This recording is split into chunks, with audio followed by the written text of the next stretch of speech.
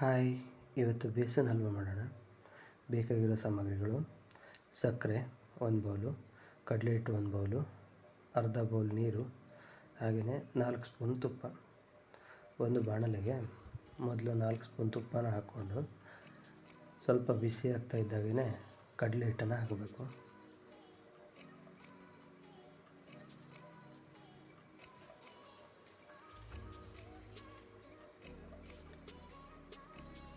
ಕಡಲೆ ಹಿಟ್ಟಿನ ಹಸಿ ವಾಸನೆ ಹೋಗಿ ತುಪ್ಪದ ಘಮ ಬರಬೇಕು, ಅಲ್ಲಿವರೆಗೂ ಹುರ್ಕೊಳ್ಬೇಕು.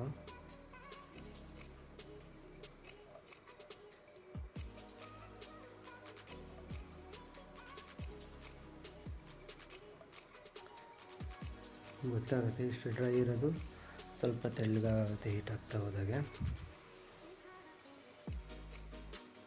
ಹಾಗೆಯೇ ಪರಿಮಳನೂ ಬರುತ್ತೆ. ಅದಾದಮೇಲೆ ಸ್ವಲ್ಪ ಹೊತ್ತು ತಣ್ಣಗಾಗಬಿಟ್ಟು ಈ ಕಡೆ ಒಂದು ಪಾತ್ರೆಗೆ 1 ಕಪ್ಪು ಸಕ್ಕರೆ ಹಾಗೆ 1/2 ಕಪ್ ನೀರನ್ನು ಹಾಕಿ ಒಂದೆಳೆ ಪಾಕನ ಮಾಡ್ಕೊಳ್ಬೇಕು.